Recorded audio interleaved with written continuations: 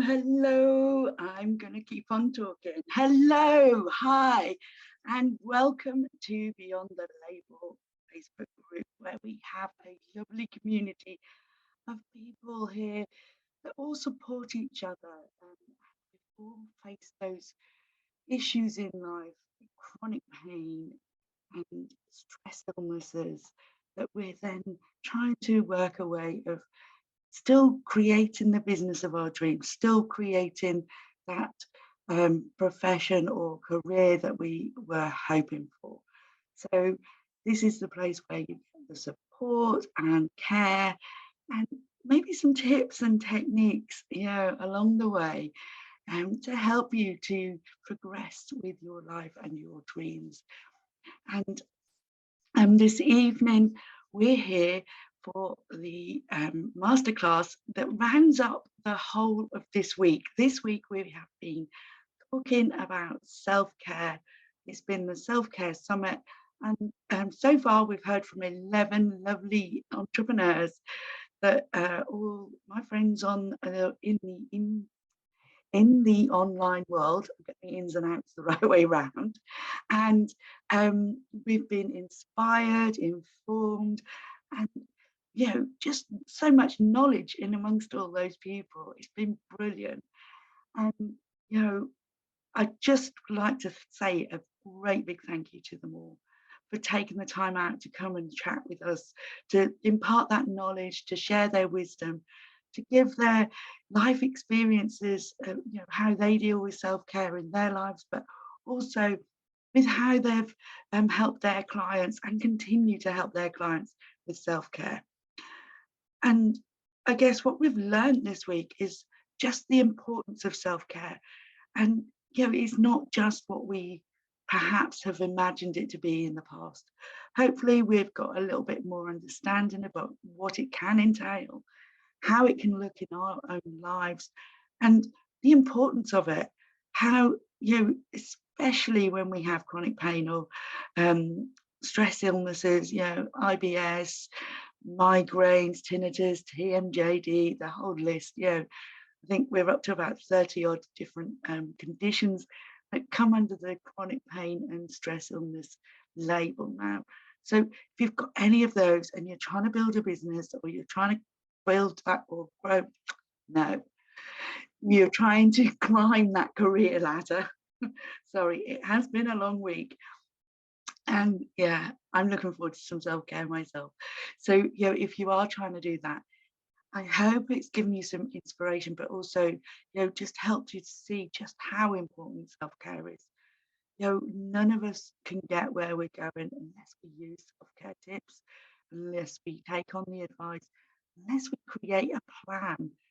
And so tonight I wanted to sort of make sure that we covered the bases, make sure that we've got the basics that we've covered this week, but also to just start talking about how we make that plan to be more sustainable, to continue, because I see it time and again in my clients, in my friends, in myself in the past. We start a practice, we start doing something to look after ourselves. You take the gym, for instance, it doesn't have to be that, obviously we've said that this week, it doesn't have to be exercise or movement, even if that's not your thing.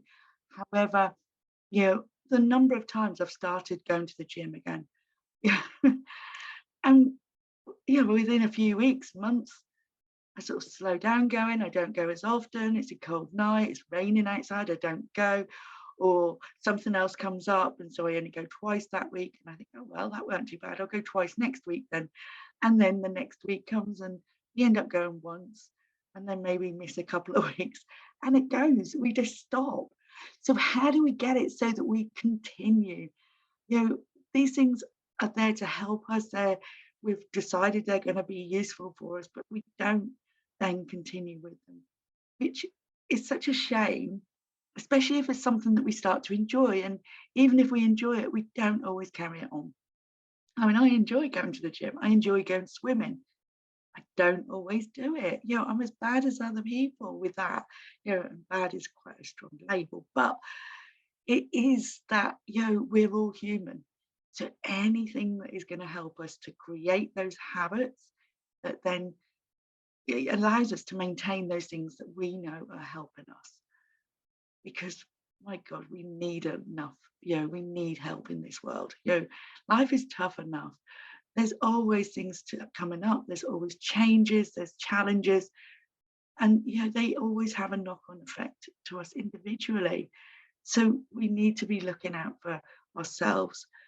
And if we can look out for ourselves, we know that we've got then more motivation, more energy, more time, more freedom to look after other people. We'll have more headspace.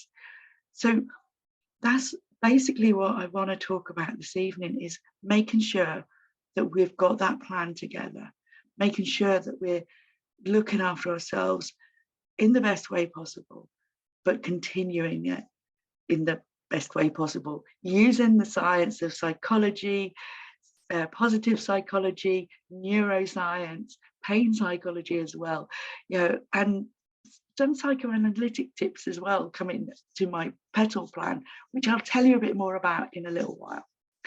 So before we get into the presentation, I'm rubbing my hands because it's gone cold in here. It's always go cold when it goes dark, but I've tried not to put the heating on because I find it really dries up, my throat, and then I'll end up coughing.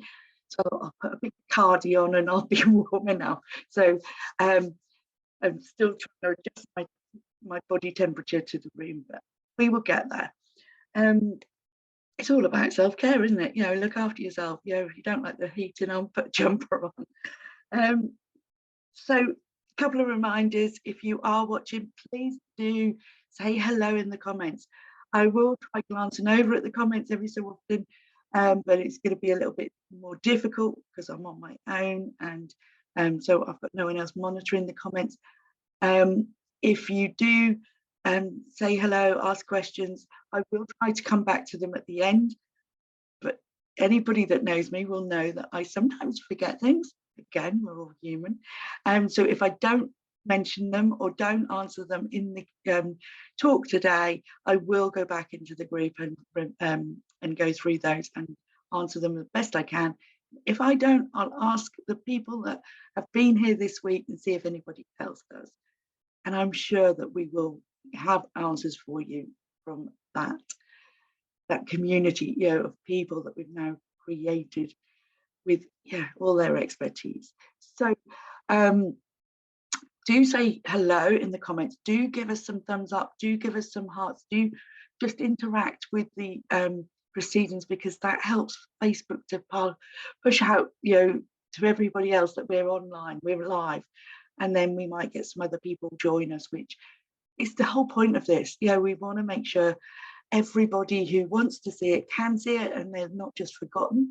And we want other people to know that it's worth watching. Hopefully it will be. I've done my best to make sure it will be. So do give it some thumbs up and hearts, because then it will get pushed out on the algorithm, because at the moment the algorithm's really rubbish for groups. So let's hope that we can crack that. And if you do watch on the replay, give us a hashtag replay so we can just monitor, see how many people do watch the replay. Give us an idea of how long we need to leave it in the group. If we've got few people watching after the event, then we might leave it a bit longer. If nobody's bothered about it, I'll take them out. I'm not going to waste the space in there if nobody's bothered about it. But they'll only be in for a limited time anyway. So do make sure you watch them all. Catch up on all the others if you get a chance and you do want to, before I take them all down in probably a month's time. So I now need to tackle the tech.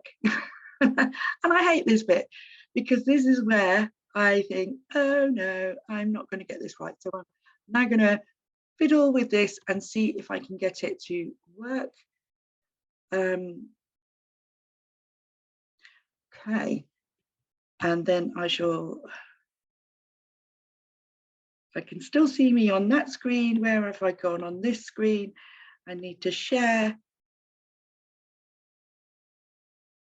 Right, let's see if this comes up. I'm going to cross my fingers and hope that I've shared this okay.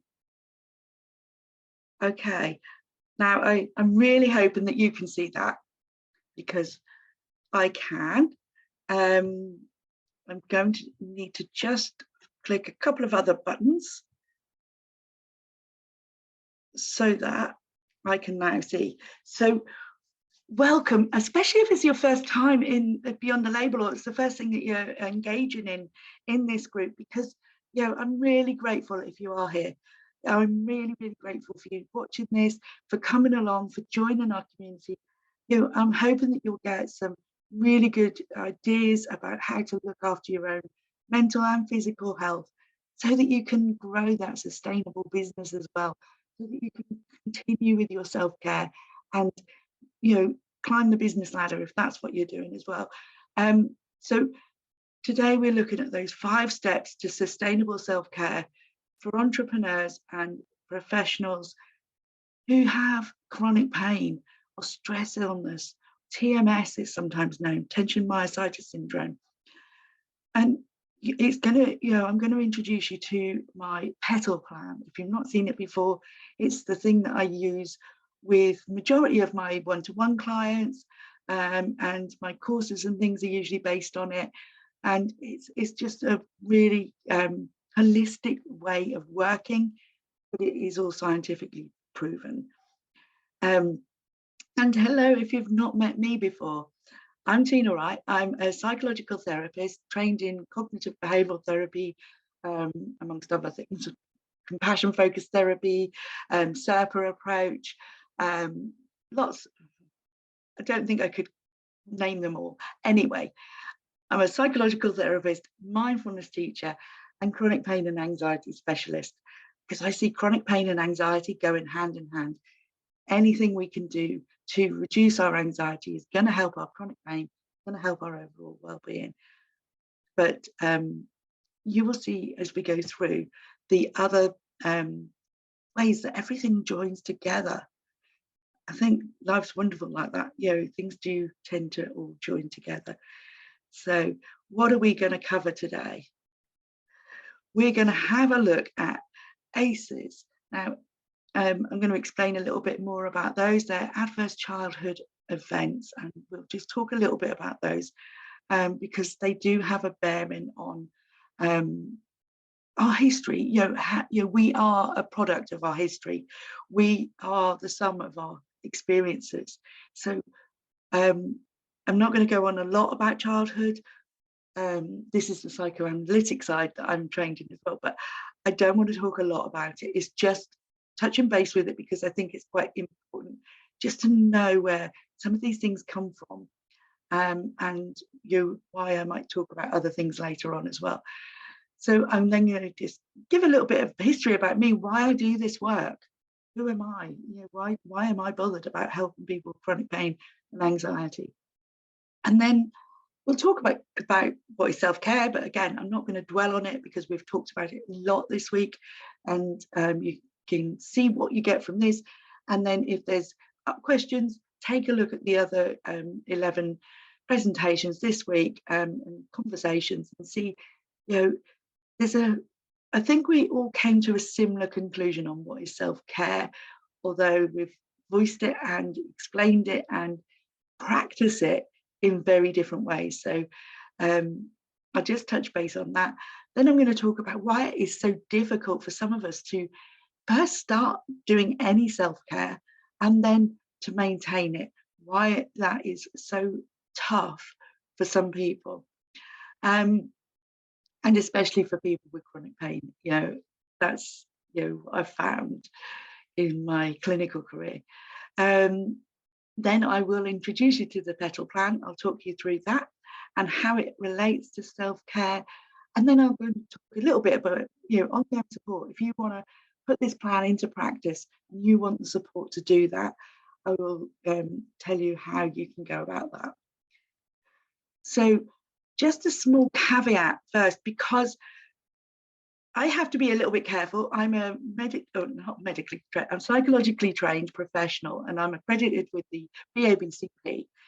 But so I know what I'm talking about, and I practice clinically daily. However, on the internet, we do have to be a little bit careful. So I just want to say that the ideas presented here are my personal understanding of how stress, illness, chronic pain evolves. And it's based on my personal clinical and academic experiences and the knowledge gained from those. So it is based on science, it's based on the research, what I've learned at uni and since on many CPD courses, but it's not necessarily what's taught in the NHS in the UK, or maybe even other medical professions across the whole gamut of things. Information is offered for educational purposes only and is not intended to provide a medical diagnosis or substitute for medical advice. So your GP is ultimately responsible for your physical and mental health. And so if you have any questions about whether this approach is right for you, if you're unsure at all of anything I say, or you want to know whether it's safe to implement anything that I do offer, do speak to your own GP about that.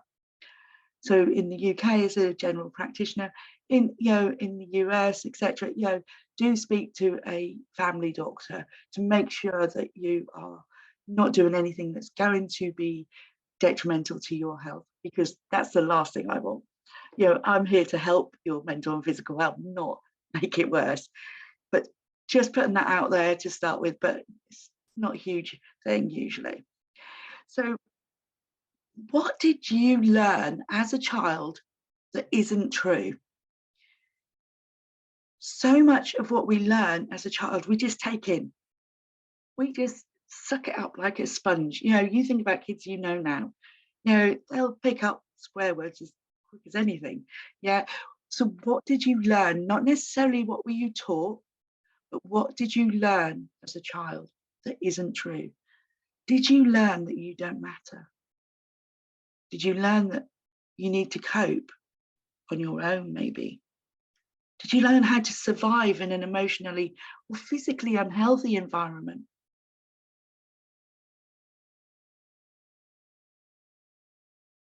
What do you say to yourself when you mess up? Would you say the same thing to a friend or a loved one or your own child? Do you talk to yourself with the care and compassion you talk to others with? Or are you tough on yourself? Where did you learn to do that? Where did you learn to think all of this? You weren't born like it. None of us are born knowing anything or thinking anything or doing anything particularly, apart from getting our needs met. So just start by trying this little exercise and just see how it makes you think perhaps slightly differently about yourself. Imagine a child that you care for. It could be your own child. It could be a brother or sister's child, so a niece or nephew. It could be a grandchild. It could be a neighbour's child. Just someone that you know well enough to sort of be able to picture the child in your mind, see them playing. Imagine that child living a day in the environment that you were brought up in. You're a butterfly on the wall. Watch for the whole day. How does that make you feel? Now, a lot of people say, yeah, my childhood was fine. My parents were loving and caring, and I don't doubt that. But those subtle things that go on in a household can be sucked up by a child. They get the message that they don't care if their parents are arguing and they're not, their needs are not met. If their parents are not available to care for them emotionally when they fall over or something goes wrong, we get all sorts of different messages.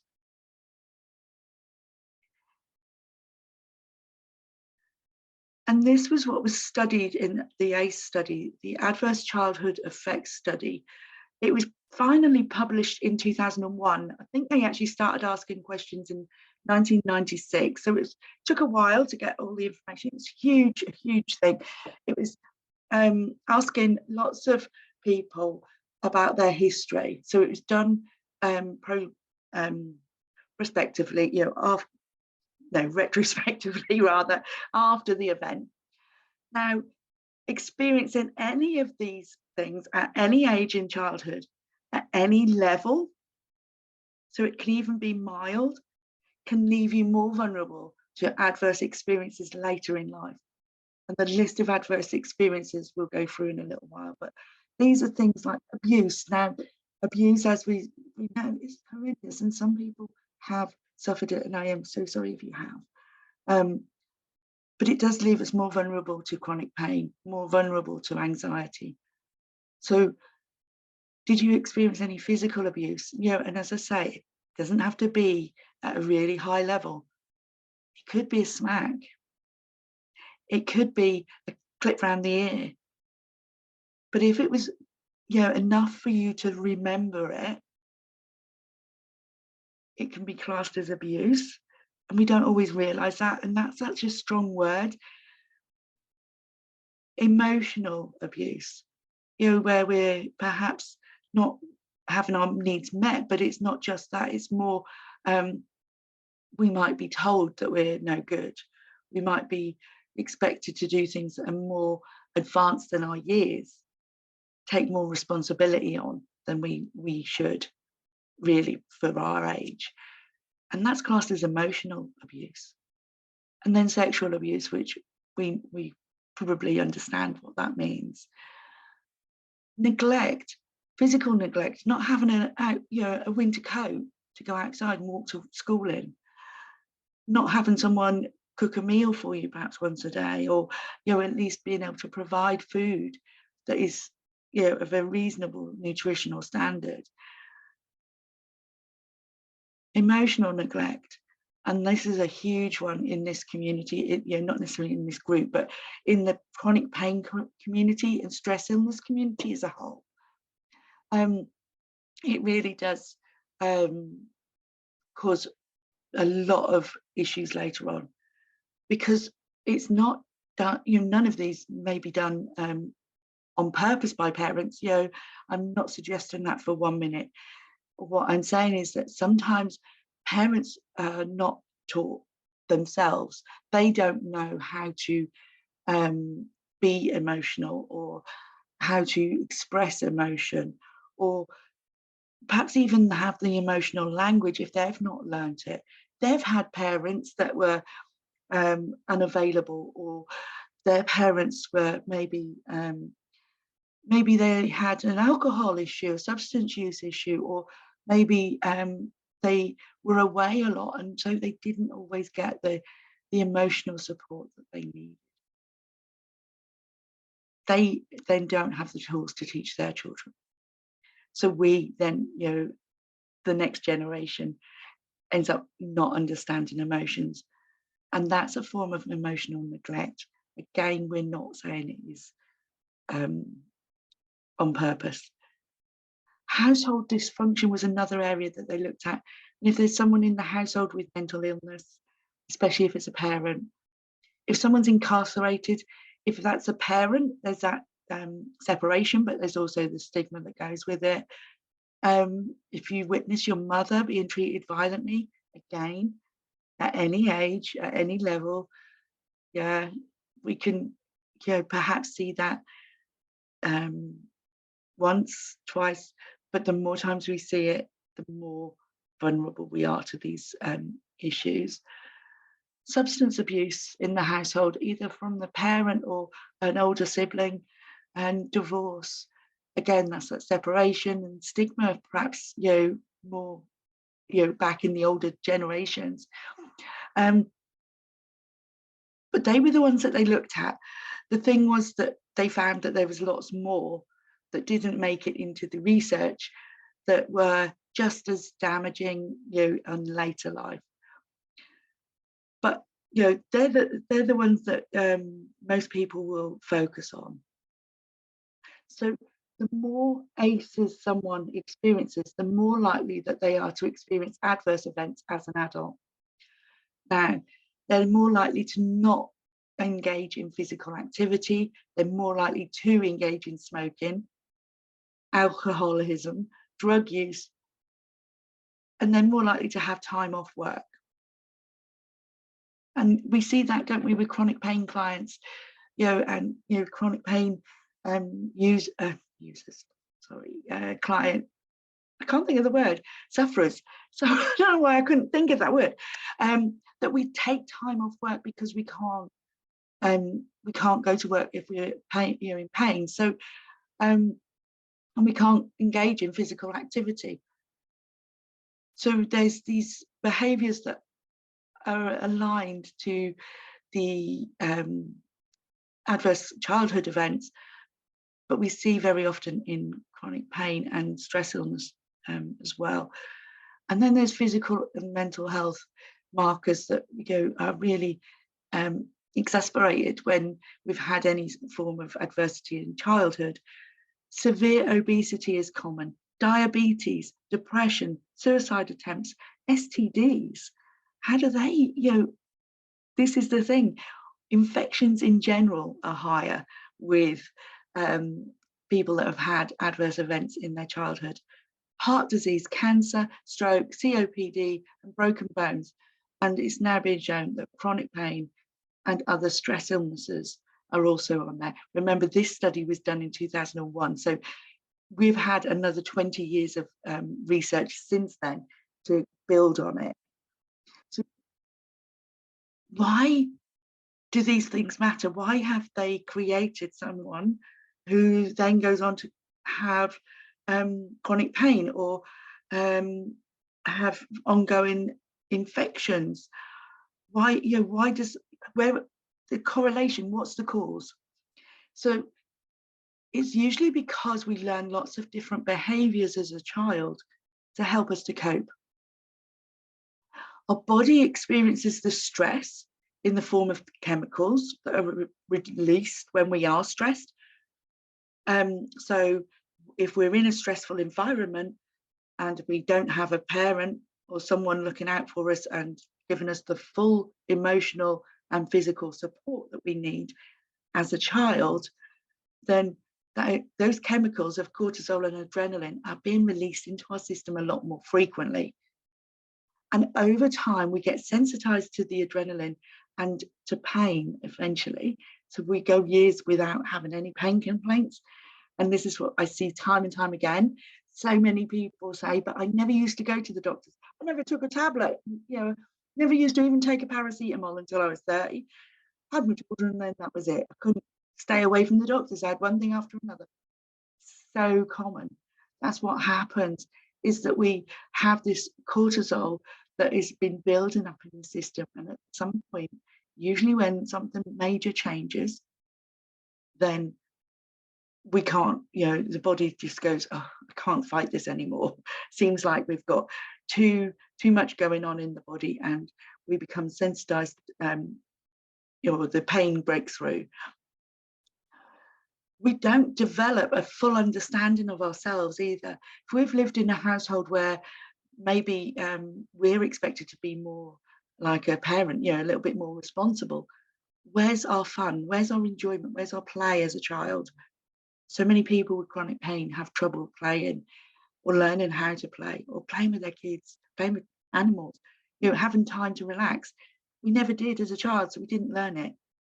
Or there's this, we didn't understand our emotions, or we don't understand our emotions and what we actually need because we never explored it as a child or as a young person. We weren't expected to, we weren't given the support to. So we act more like we're in survival mode for the majority of our life until we make some changes.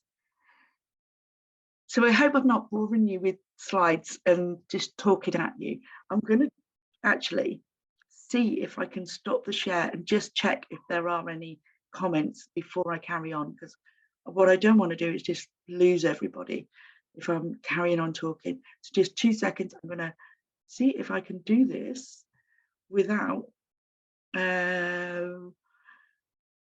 Yeah, I need to, oh dear, I can't find the screen. Have I come up on that screen now? Oh,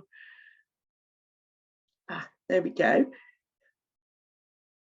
Oh, Donna, yes, I've just seen your comment. I'm so sorry that that's the case. Grown up at the age of 9, so common. We take it all on board and we don't realize that actually there's anything that's going to be different about it, or anything that we see as normal because we don't know any different. So we then look back on it later in life and go, oh, other 9-year-olds now don't do that. Or other 9-year-olds doing it when I was. Yeah. So it is really difficult when we don't notice it, we don't see it, and actually we don't even make that relationship or that connection between what happened as a child to what is happening now. Have you found that you could make that connection, or have you done that before, or is this new for you, Donna? Do let me know, because it's really quite hard to get your head around when you first hear this stuff. I remember for hearing it. Actually, I've got goosebumps now just remembering, because it was really a difficult time getting your head around thinking, actually, perhaps my childhood wasn't all as great as I thought it was, or those bits that I thought weren't quite as great, they were actually more damaging than I realized. Yeah, so do let us know, and I'm here for you. I'm here to help. So maybe if you want to, we can arrange a chat. I'm going to just try and get these. So you're going to see me keep going because I'm doing the tech again. I'm going to try and get the screens working again. Okay, so I just need to share this screen first. Where's my? I couldn't get my little cursor to come across here. I need to open that one. Oh no, I need to open that one there. Come over here to be able to share the screen. No, sorry guys, I'm terrible with tech. Anybody that's watched any of my sorry, that just went wrong. Presentations before will know. Oh dear, why can't I see the bottom to share this now? Is it sharing at the moment? I don't think it is. Please, someone just, oh, that's a new comment. Let me just. Yeah, I've just seen your comment, Donna. Thank you. Yeah, it's awful, isn't it? 20 years of state of perpetual stress and survival mode. I really feel for you, and I can't imagine. I can in some ways, that's not quite true. I can imagine, because I have experienced some of that before myself. Aha, I found the right screen now. Let me share. Oh, this is the worst bit for me, is trying to get my screen to share. Right. Oh, why is that not there? I need to see that one. Okay. Right, I'm back. I'm here with the screen. If anybody's ever tried doing this sort of tech, I find it a nightmare. Ooh, I've got a bit. Let me come back in. Okay, so basically, the more ACEs as in adverse childhood experiences, the more you experience, the more likely it is that you will experience adverse events as an adult. So I've been rabbiting now for about half an hour, but I'm going to do a welcome. I'm going to say hello and just tell you a little bit more about me. And just let you know that, this is all scientifically based. This is all, on the experiences that I've gone through, as I say, from my professional career, my clinical career. Academically, I'm an accredited cognitive behavioural therapist. So I've done an undergraduate, a postgraduate, and another postgraduate to become a CBT psychotherapist. I worked in the NHS for 9 years, and then I qualified as a mindfulness teacher as well. And And I now run Evolve Psychotherapy, private psychotherapy service, and have evolved with Tina, which offers lots of different support for people with chronic pain conditions. So a little bit about my history. Why do I do this? Well, until the year 2002, I had never heard of even mental health, didn't know what depression was, never knew anything about it. But in 2002, I got diagnosed with postnatal depression after having my son. I was severely depressed. I mean, I was offered different sorts of support. Medication just did not work. It made me more suicidal, to be honest. And I was seriously, severely anxious. Nobody ever talked to me about the anxiety. Nobody ever said, are you anxious as well? Are you worried about anything? I was constantly worried. And when I look back now, I didn't have postnatal depression on its own. I had generalized anxiety disorder alongside it. But that's my clinical opinion. And I've now managed to overcome that as well. But the severe anxiety, the fatigue, I just felt I'd lost the first 2 years of my son's life. I didn't know what was going on, really. I was just surviving. And the only help, apart from medication, that was offered was a group in the local town, which scared the life out of me, thinking about going. And they told me it was run by a psychologist, a clinical psychologist. And they think I'm right nutty. But I went along and I met with Eleanor, her name was, a clinical psychologist, and a group of women who were all going through the same thing. And that group held me, for, I don't know, it's only about 6 weeks, but it felt like the turning point. It was the point where I found that I weren't alone. I wasn't that crazy. And listening and seeing Eleanor work with these ladies and with me, just the way she was listening and the way she understood, the way I felt heard for the first time in 2 years. I just knew I had to work in the field. I knew I had to do something to help other people come through this. So without any qualifications, I then went on this journey of getting the qualifications. I went and found out as much as I could. I became interested in psychotherapy, read everything I could, and ended up going on to do, as I say, an undergraduate, a postgraduate, and then a follow-on postgraduate course as well. So I then got a job in the NHS. I'd worked at Mind previously, and then set up my private therapy practice 4 years ago, I think now. So it was like this learning. I had to learn a lot about the academic side, but it was so easy to learn because I had experienced most of it, and I didn't realize that. So I got diagnosed then with fibromyalgia while I was working in the NHS. I had been juggling, looking after my son, studying, working. I was working part-time while I was studying, and then I went full-time and continued to study, looking after my son. I was a single parent.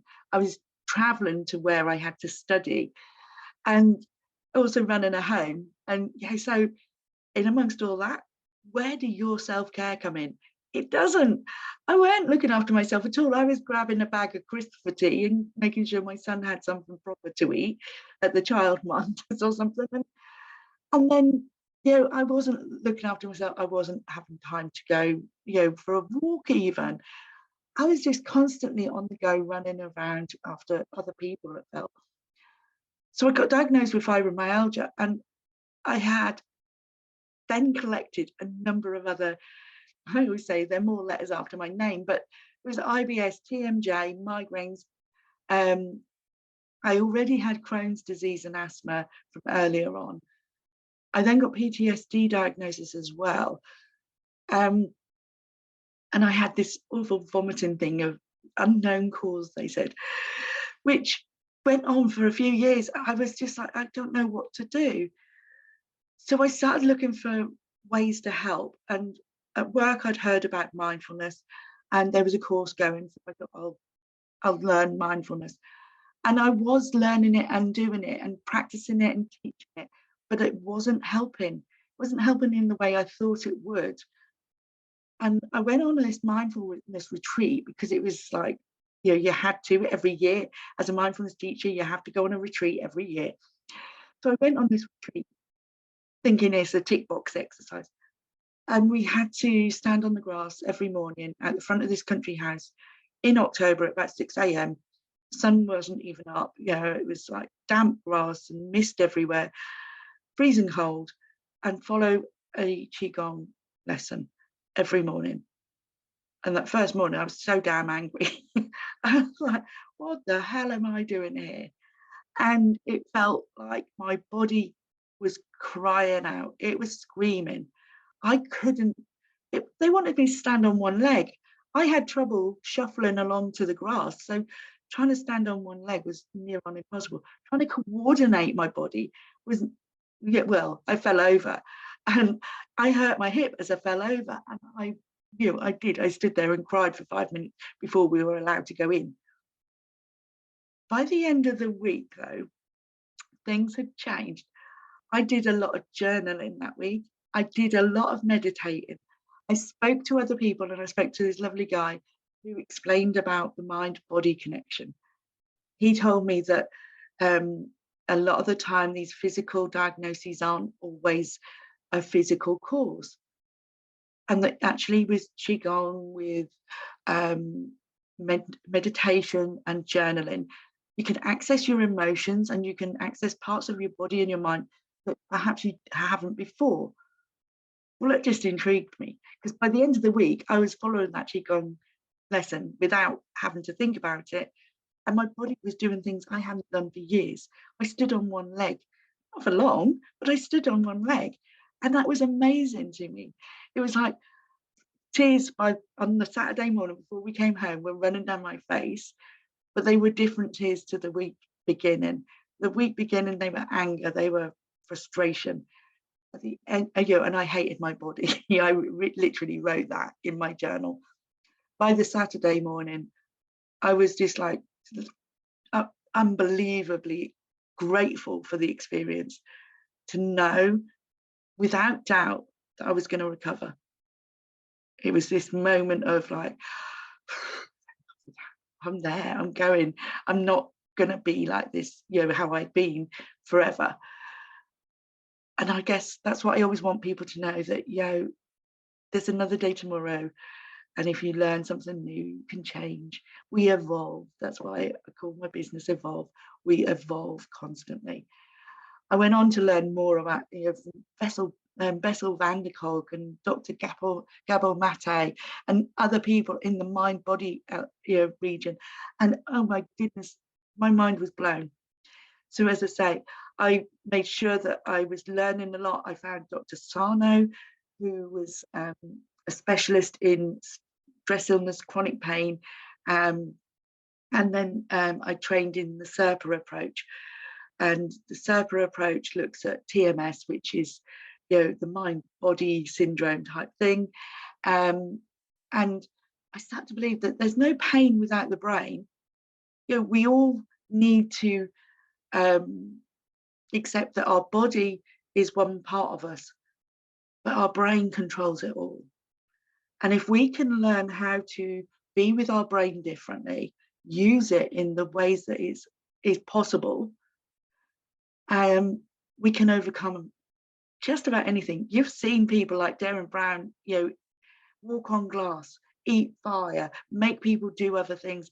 That's mind manipulation that we can do ourselves. So I just decided it's time to evolve. I gave up my job in the NHS and started, continued with my business, but then on a full-time basis, helping people with chronic pain.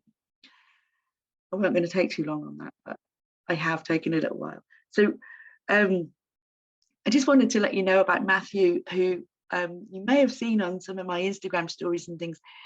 He's done a video for me because he did brilliantly with the work. I just want to let you know that people recover. Yeah, this guy was, experiencing TMS. He had extreme anxiety, compulsive perfectionism, IBS, and CPPS symptoms, as the chronic pain around the pelvic region. And you can imagine for a bloke that, you know, that's also very embarrassing. He didn't know who to talk to about it. And he said he was experiencing all sorts, but he said my therapy was the thing that gave him tools to recover and more. I've been able to go from thinking non-stop, fearing pretty much everything, to actually almost being laid back, which is crazy. Family and friends have noticed a distinct change in how I am day to day, which is really great. And yeah, Matthew was brilliant to work with. He took it all on board, and you know, you can see the results. He was, you know, like a compulsive perfectionist, overthinker, and yet he was calm by the end, and he remains calm now. So what is self-care? I said I'm not going to spend long on this because we're talking about it all week. So self-care, in my view, and it is slightly different to what some people's view is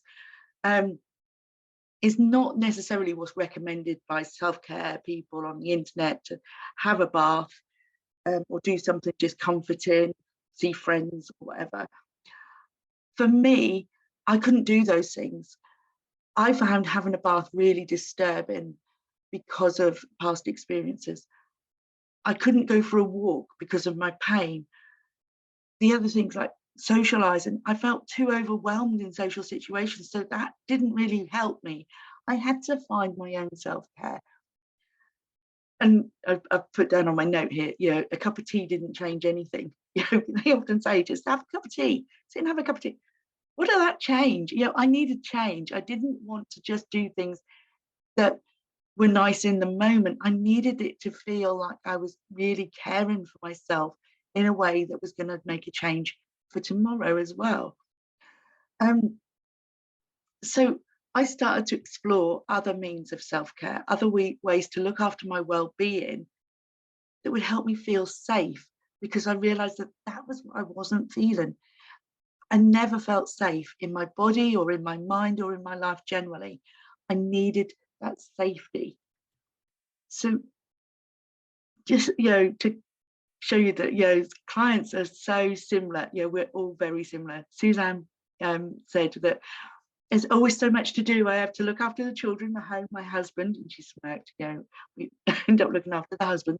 Sorry, any men that are on here tonight or do watch the replays, but you know, it is generally the way the woman looks after the men. But I know that there are times where it's the other way around. You know, I have worked with men that have done the same, but in opposite.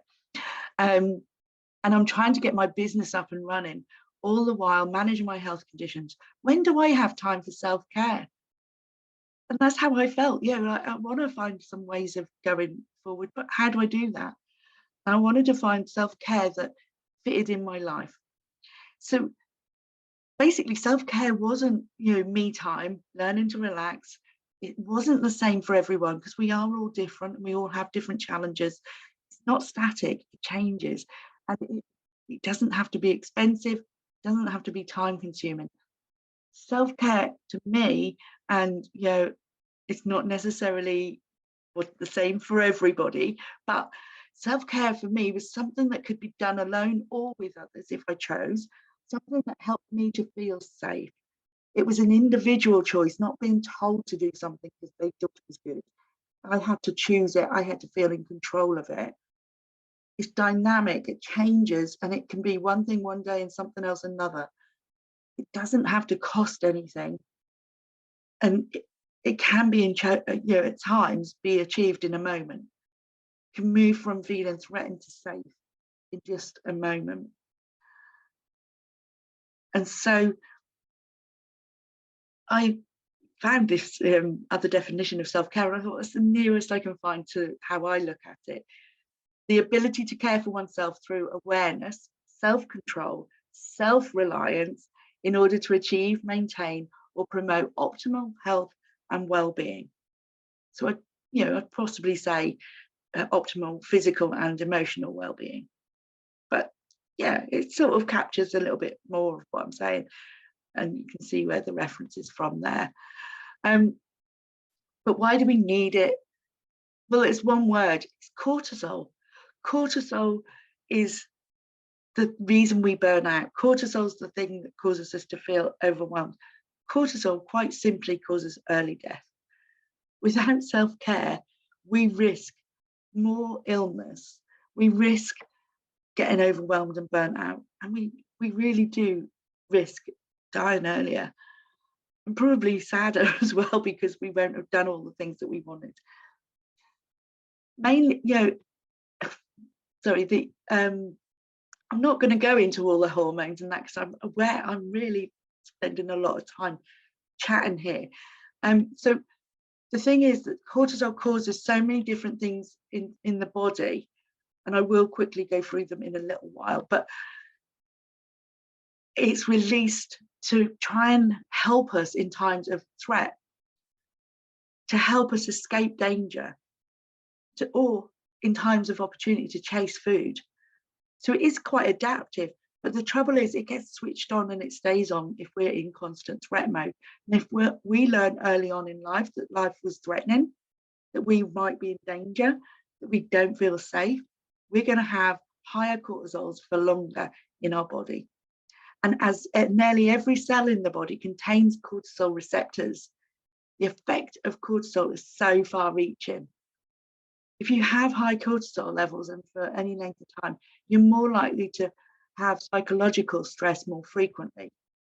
More stress will equal even more activation of the stress hormones, so the cycle will continue. It increases your heart rate, so you're always going to be having those palpitations, you're going to feel worn out more. It can cause heart disease eventually. There's more muscle tension because it affects all the muscles. It creates more buildup of oxygen in the muscles, so they're tense. It causes trouble with the digestive system if it's overacting. It will slam it to a halt every time you get a boost of cortisol. It causes nausea, vomiting, and diarrhea. You can see where IBS comes from if you're thinking that's a stress-related illness. It is. Longer term, it can cause obesity because it affects our insulin production. It can weaken the immune system, which means we get infections one after the other. It can cause autoimmune conditions because our body then doesn't know whether it's fighting an infection or not, and it goes into override. And it reduces natural endorphin release in the body, from the brain. So it increases our pain sensitivity. It increases our chances of insomnia and overstimulates the use of glucose and reduction of insulin production, leading eventually to diabetes. And it can also cause problems with your eyes because it could create tunnel vision. So cortisol, one word, huge effect on our body and mind and our physical state. So is cortisol a help or a hindrance? I've just gone through these actually, so I'm not going to go through them again. But yeah, it sounds like it's a bit more of a hindrance at times when it's on too much, too frequently, for too long. I think I've gone through them all, so I went ahead of myself. That's good. Catch up on a couple of slides. So I think of self-care as not just caring about yourself, it's creating safety in your body and mind. Self-care is the empowered way to switch off excess cortisol. I'll just quickly tell you about Chloe. I'm going to stop the video because it's about 4 minutes and probably haven't got the time for that. But she says without therapy, she would have continued in that same anxiety, depression cycle, getting well a little bit and then getting unwell again, becoming stressed and anxious again. And so she recommended working with me because my approach was open and structured. And everything just made sense. And I talked about things at the right time, which I think get told that quite a bit, actually, not being big-headed. But why can self-care be so difficult for people? Let me just ask you this. Did you ever see your parents relaxing or taking time out? Who lived in a household that had you walking on eggshells? Or did you have to be the good girl, good boy around the house just to prevent upsetting anyone? Or just because your parents were always arguing, you thought you didn't want to give them any other hassles? Or they were upset, or they were maybe anxious themselves, or they had their own issues that you were aware of, like money issues. So you tried not to upset them. You tried to be the good person, the good girl, the good boy. Did you feel responsible for your parents or for other siblings? Did you take on that responsibility? Were you given the responsibility? Did you feel able to talk to your family about your feelings? Did you feel your family stood by you when you had difficulties? When things happened and you wanted to talk about them, was there someone to listen? Did you feel a sense of belonging at home or even in school? Did you feel supported by friends? Did you have at least 2 non-parent adults who took a genuine interest in you? Did you feel safe, protected at home by an adult? Those people that experienced any of those things, the negative things there, are more likely to then find self-care difficult. We never had role models. We experienced things in life that we wouldn't want other children in our life now to experience. We want other people to feel cared for because we didn't feel cared for. But we don't know how to care for ourselves. So if ACEs are high, if our childhood adverse effects were high, adverse childhood events rather, were too high, then we're more likely to have emotional, I think I'm going to skip this because actually we don't need to go through that again. We have gone through it quite a bit. So how do I know how to feel safe? If I've had that sort of upbringing or background, we don't know what we don't know because we've never been taught. We won't miss what we've never had or never seen. And we don't prioritize something that we don't understand.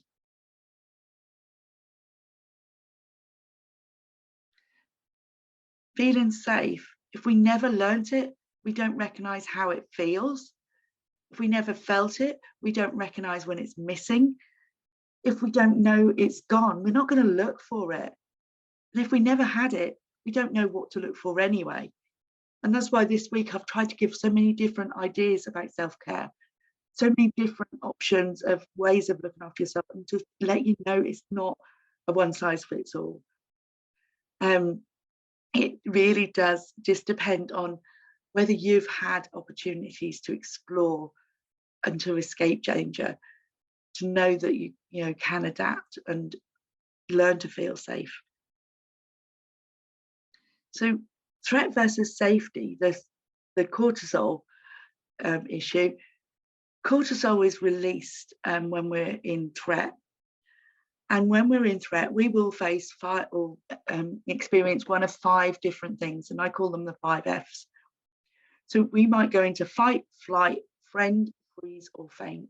And most people have heard of fight or flight and can imagine, if we're in fight, our body gets big with muscles, we get pumped up and we usually get a bit warm and we want to run and hit something. We want to take it out on something. We usually clench our jaw and hold our hands in fists.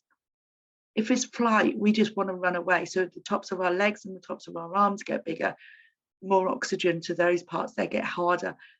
Our heart starts racing and we start breathing a lot faster and we try and run away as quick as possible. And if we've got an escape route, that's what we do. So faint will occur if we lose any blood in a threatening situation. So in a real life threatening situation, we might experience an accident or something where it causes us to lose blood. Our body will take us to the ground so that our blood pressure drops and we lose less blood. It's a safety and a survival technique. Sometimes we'll freeze. Sometimes we won't have anywhere we can run to.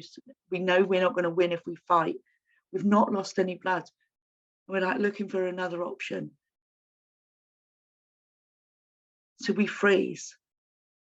There's no shame in that. That's automatic. We do it because there is no other option. And as children, we do that an awful lot because we can't fight our parents.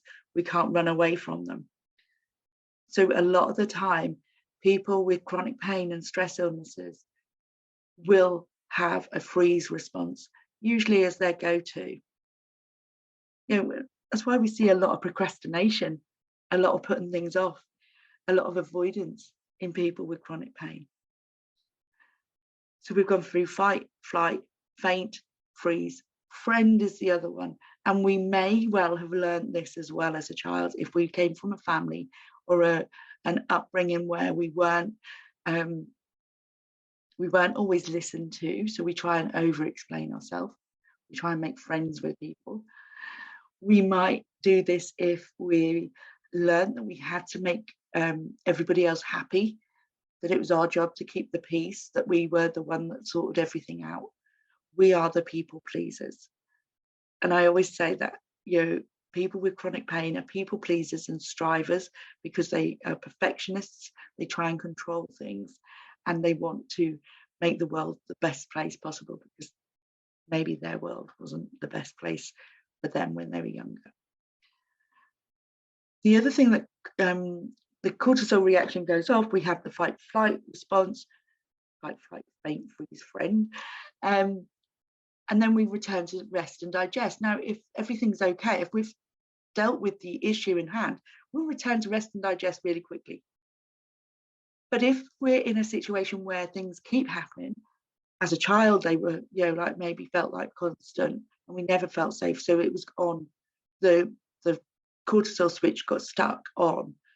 As an adult, if we've also got pain or IBS or tinnitus or any other of those ailments that cause us to worry, because they are usually not constant, they're very uncertain, they're also, we're running a business or we're trying to strive to make our life the best it can be. Again, life isn't certain, so we face a lot of uncertainty. We get a lot of cortisol released more than others. So our cortisol switch gets switched on and stuck on.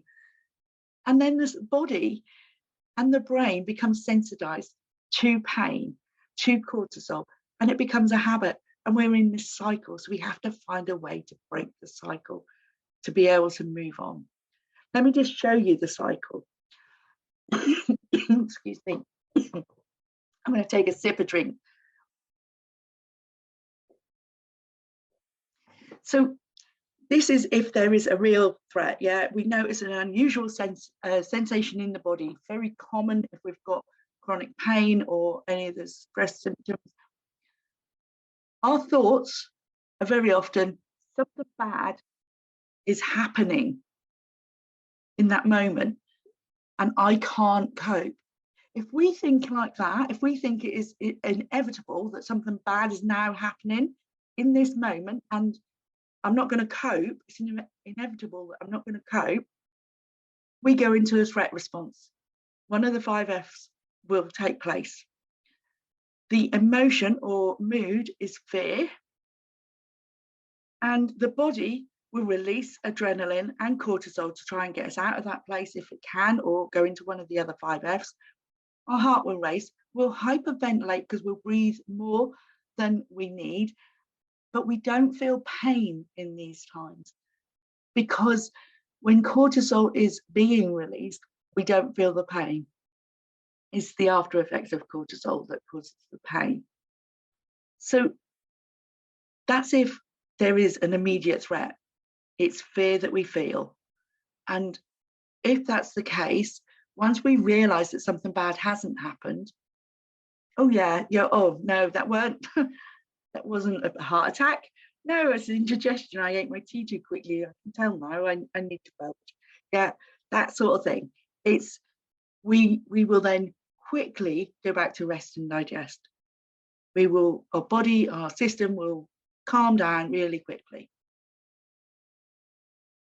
The results of being chronically switched on, though, come in so many forms. They're physical, they're emotional, they're the thoughts, they're the actions, they're the losses in our life. After a while of having so much stress in our life, so much cortisol, we have more losses than the majority of other people. So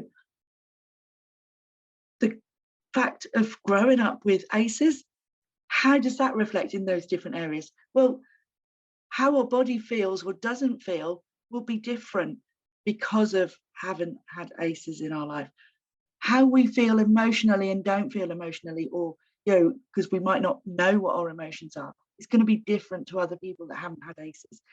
How we think or don't think is going to be different to other people who didn't have ACEs.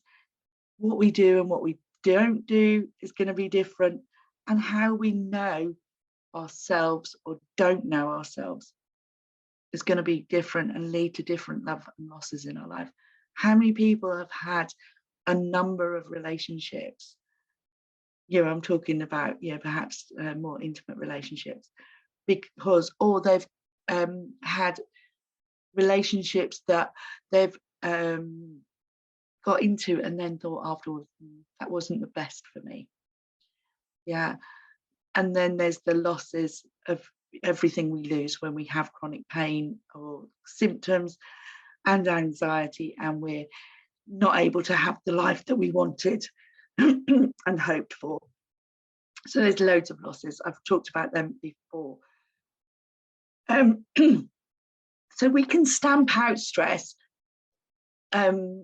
using this model, but that's not specifically what I'm here to talk to you about tonight. But I just wanted you to notice the difference when we think about it in the future, though, because when we notice unusual sensation but think something bad is going to happen, it will happen rather than it is happening right now. It might happen in the future, and I think I won't cope rather than I can't cope right now. We tend to then go into worry. Instead of fight, flight, and etc., we worry. And that's a very common symptom with people with chronic pain, because we're very often thinking about the next thing. We're very often thinking about the future, because we had to, as kids, we had to think about what was happening. Why, you know, when am I going to eat tonight? If it's in that sort of scenario where, you know, parents aren't available to cook, or if you're in a scenario, actually, I could give you loads of examples, but I'm not going to keep going on because I keep waffling. But when things are in the future, it's anxiety is the emotion. It's not fear. Fear is in the here and now. And we then overcome fear in the here and now, and then we go back to rest and digest. Anxiety is the emotion we feel when we're thinking about the future and worrying about it. It's that anticipatory feeling, you know, of what might happen. And it's usually negative. But if we're in that state, we have that constant cortisol. It's not adrenaline, it's cortisol that's kicking off. So we get the tension. We might get the insomnia or the upset tummy, but we don't get the constant over breathing and the palpitations. Maybe we can do if we then have fear in amongst it, but usually we notice the pain, the tension, and the cortisol. And because the cortisol is being released on an ongoing basis, we've become sensitized to that pain. It just keeps feeding itself. Yeah, so I was just going to clarify the difference between worry and anxiety then. Although we use those words interchangeably, worry is a behavior, something that we do with our thoughts, and anxiety is the emotion we feel when we worry. Okay, I have got another little bit from Fiona. Fiona was a lovely client a few years ago, 2021. But I'm not going to go through that one because we need to get on, because I know I've been rabbiting for ages and I don't know if anyone is here. Should I just, I daren't stop the sharing. Sorry, I daren't stop the sharing in case I can't get back in or it takes too long. So I'm hoping that you're putting questions in as I'm going along. If you need to ask any questions, if this is resonating, make sure you are popping it in the comments and I will come back. And even if it's not tonight, even if it's too late tonight, I will do that tomorrow. I will come through all the comments and make sure I answer anything that you ask. So I wanted to introduce you to the Petal plan. I think I've just missed a slide. I've read that. Yeah, so Petal plan, basically I developed this over a number of years. I've tested it in clinical practice so many times, and it's proven to be effective at helping entrepreneurs and professionals to overcome their chronic pain and stress illness symptoms. my clients have seen huge transformations because I teach not only how to resolve the pain, which you can if you reduce your cortisol levels, you can and deal with the past life adverse effects, adverse events. We can overcome that pain. We can actually resolve pain, but also deal with the emotional roots of pain. The anxiety disorders that are very often associated with pain, like generalized anxiety disorder or post-traumatic stress disorder, OCD, panic disorder, those sort of things. And those entrepreneurs and professionals who have systematically applied the system, the techniques that I teach, in the way that I teach them, do see results. And I'm sort of a bit loath to say quickly. You usually see quite quick results, but they're not always the full result straight away. You have to keep it going to see the full results. So some people, they get the full results within a few weeks, some people with months, some people, they do have to go, doing the techniques for a little bit longer. However, most people that I've worked with have recovered, as in no more pain that stops them living their life, no more stress, illness symptoms, and they recover from the underlying anxiety disorder as well. So the full plan teaches several tools that are easily learned and adapted to your individual needs. You not only discover how to recover, but everything you need to then continue to stay well afterwards as well. And that's the sustainable self-care. Yeah, it's no good learning how to recover if we then go back into our old habits, our old routines of thinking, our old ways of doing, and become unwell again, either with anxiety, with the stress, or with pain symptoms and other stress illness symptoms. So the Petal plan is a step-by-step process so that it's easy to follow, and so you can understand what you're doing and why as you go along, but you create the ultimate self-care plan that's individualized to you, and it helps to reduce chronic pain and anxiety and supports you to consistently implement them techniques so you can continue to stay well, build the business of your dreams, get to that career position that you want. Self-care is about finding ways to move your physical and emotional state into a place of safety, but that can be really difficult if you've never experienced it before. So we look at how to learn to do that, what you need to do, how to enjoy certain things, and what feels good for you. So there's a lot of experimenting in the program, in the way I work with people. We go through the Petal plan, and actually it's not all, you do this and then this happens. It's more of a, you do this, see how it feels. If it works, we're good. We'll carry on with that. We'll put in a plan to how to carry on with that. Oh, it didn't work. Okay, let's try this instead. Oh, it only worked a bit. Let's find something else to help that to work. And that's how we go through. And so there's loads of different ways we can adapt it to meet everybody's needs. So it sensitively explores the different options, teaches scientifically proven techniques to create a sustainable plan to ensure you continue to use those techniques you choose. So I'll just go through the different elements. The P, the physical element of the Petal plan, is preparing for planting. We would never go out and just put flowers in the ground, hope that they come up. We want to prepare for it. So a lot of this is grounding techniques, making sure that we can learn how to calm ourselves in the very moment. How do we physically calm our body? How do we make ourselves feel well enough to even think about these things? So a lot of what we talk about is preparing for planting, the grounding techniques to start with. Then we look at emotions. Now, emotions are like the weather. So we watch the weather as we're planting our garden. And in a garden, we need sun and rain.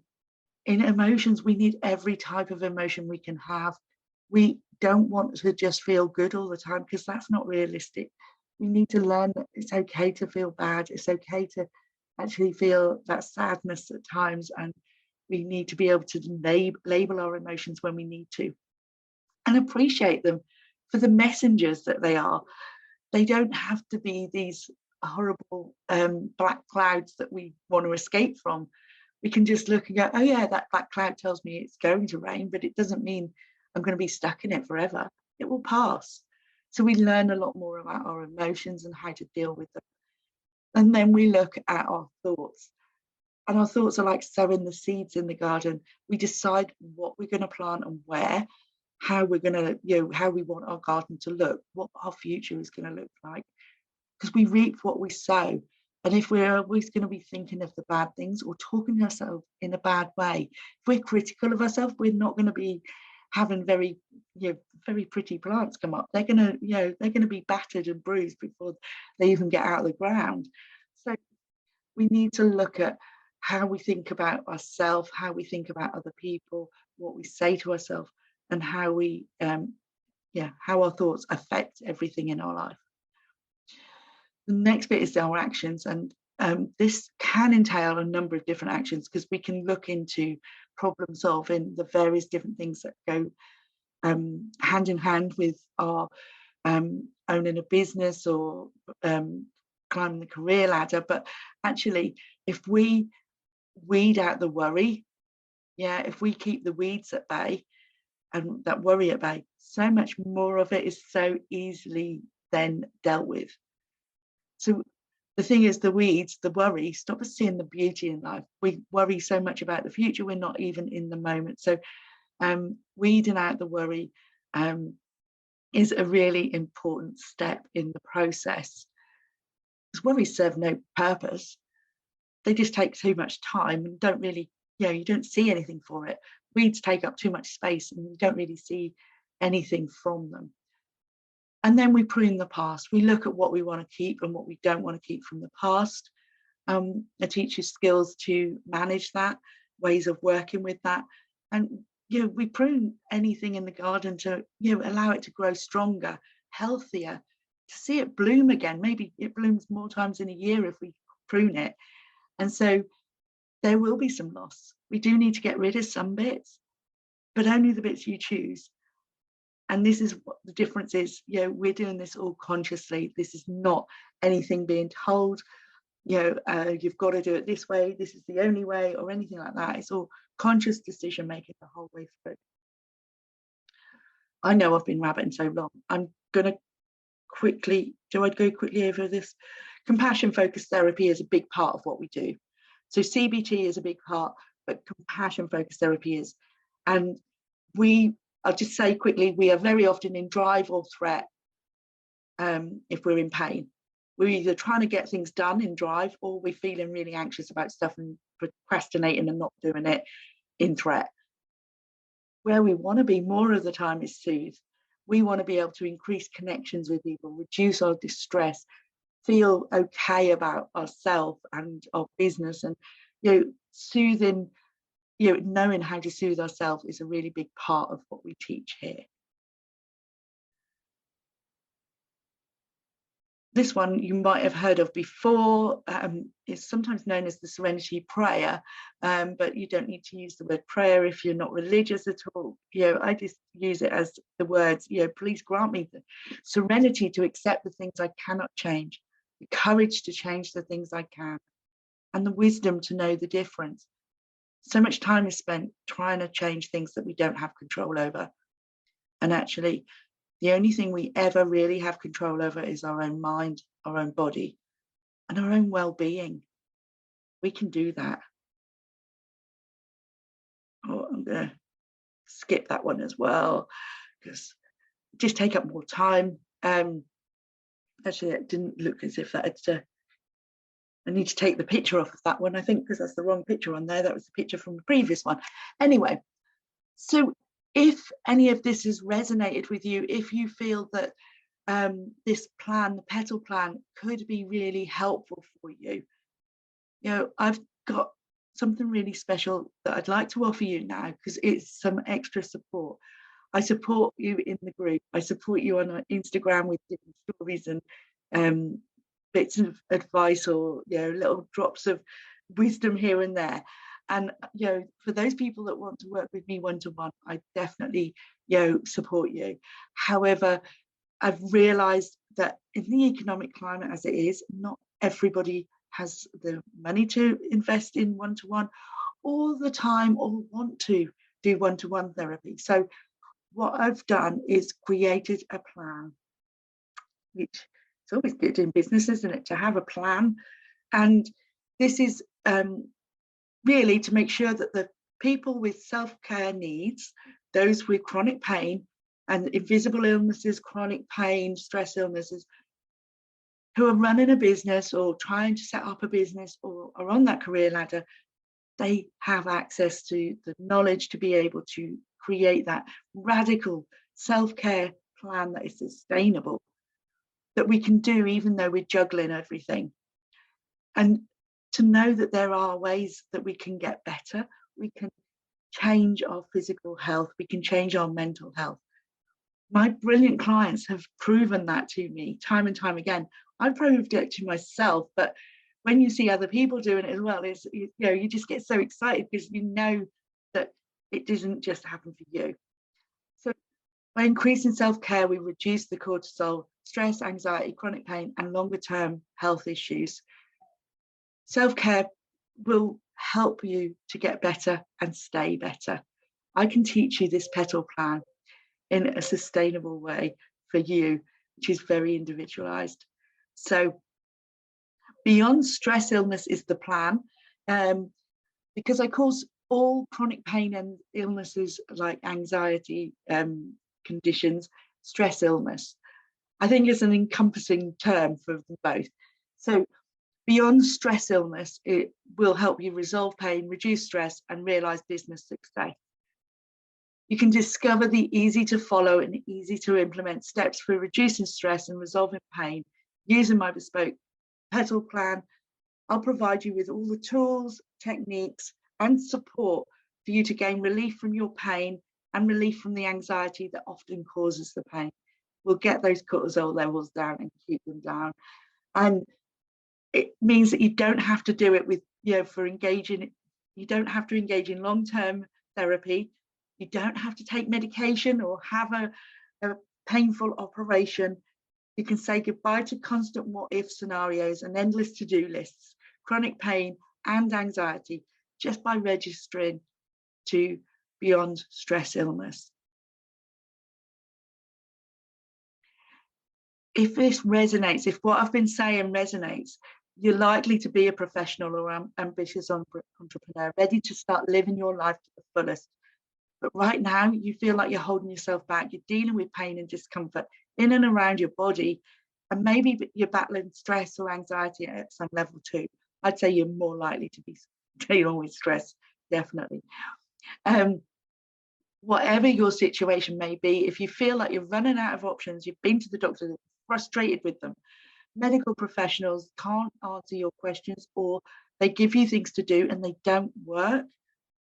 If you're ready to get the support you need and to find a method for you that gets results so that you can start feeling free, fulfilled, and limitless to live your life, then do come and join me in this plan. Stress illness, Beyond Stress Illness, includes weekly lessons. I will teach you in person on Zoom weekly to learn the theory and techniques needed to overcome chronic pain and stress illness symptoms. I'll teach you or take some questions and answers sessions every week. So at least once a week, we'll have a question and answer session to troubleshoot any issues that you have, putting those techniques into practice, and then learning how to use them to keep them sustainable and to make sure that they're embedded in your life. You'll receive questionnaires, workbooks, information leaflets, audios, video resources, and all there, all in a lovely platform ready to supplement your learning. And you'll have the option to join the supportive online community to motivate you and help you moving forward, even on bad pain days, high emotion, or low energy days. And as a bonus, I'm going to give you access to my Weed Out Worry self-paced course as well, which is available online at a value of £97. I'm going to throw that in because I think that really does help people that go through my program. Majority, I'd say 99% actually, we do work on worry. So it's there to help address your anxiety. So I'm going to throw that in as well as a bonus. So all in all, that value is about £3,500. But I'm going to give that to you because this is the beta version. This is the first time I'm going to be running this. I want to test this out. So this 8-week online fully supported course with multimedia assets to learn how to evolve beyond your stress illness, I'm going to be doing for £990. £990. That's all. You know, to work with me one-to-one, you're going to be paying a lot more than that. Or I'm going to offer a 3-payment payment plan as well. So £330 for 3 months. If you're interested, find out more details from evolvewithtina.com/BSI, Beyond Stress Illness, BSI. If you have any questions, I'll hang on for a little while to answer them. If you're wanting to go ahead and get in there first, I'm going to limit the spaces because it is the first offer as well, the first time it's being launched. So I'm not going to take too many people. So once I'm up to my number, I'm going to close the doors. So the next steps then from tonight, try out some of the things. Think about what you've learned this week in the self-care summit. If you've managed to get to any of those, see if anything there helps or anything resonates and you'd like to try, because it's good to have a plan of things you'd like to plan for the future as well. Read more about stress illness in my blog. I've got lots of information on there. I did a whole 9 blog series on stress illness to explain all about it, what it is, how to start tackling it, all the science behind it. So go ahead and have a look there if you want to know more about it. But if you feel that Beyond Stress Illness is for you, that it's going to help you to combat that pain, that stress, that anxiety, the cortisol that's causing all these issues in your life, and to learn to be able to live with that freedom that you so deserve, so that you can get on and create the business that you deserve, so that you can climb the corporate ladder if that's what you want to do. Do have a check on evolvewithtina.com/BSI. And if you have any questions, I'll hang around now. But if after this you think about, oh, I should have asked that, do just contact me on Instagram, DM me evolvewithtina, or you can email me if you have my email address, or ask me in the group if you're in the group. So I hope that you found that helpful. And I just want to say thank you. If you have hung around, there's the address again, evolvewithtina.com/BSI. If you have hung around, thank you.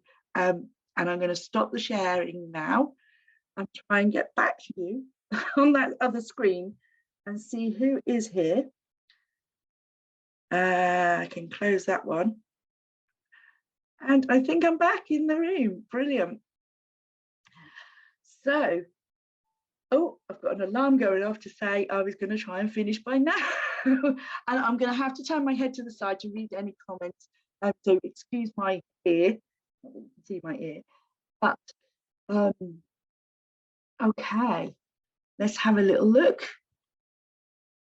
Yeah. Oh, did it share again? I do hope it shared again, Donna. Are you still there? I'll perhaps message you just to check. Oh, I'm now worrying that it didn't share. It did stop sharing when I stopped sharing. So, okay. Anyway, I've been talking a long time then, and you'll have seen me talking. That's fine. If you didn't see the slides, it's not a big deal. Hopefully, it still shared me talking, and it will be there in the group for you to see. I'm going to call it a night because it doesn't look as if there's any other questions coming through at the moment. And as I say, do ask them in the group, or email me if you have my email address, or DM me is probably the easiest way. If you're on Instagram, Evolve with Tina. I'm going to go have something to eat now because I need to look after myself, because I can't not practice what I preach, and wish you all a very good night. I hope it has been helpful to you. And do give me some feedback. If you watch the replay, please do just let me know. If any of it didn't make sense, just ask. It's the first time I've talked through it, so I might not have explained it all. I might have made a mistake. I might have said something wrong or not made myself clear. So do just ask. I'm not going to be offended. Just seen the dog's toys on the floor behind me, so it's laid there the whole time. Never mind. Nothing in life is perfect, and that's what we learn, isn't it? So with that, I'm going to go. I wish you all a very good night and hope to see you again soon. Take care.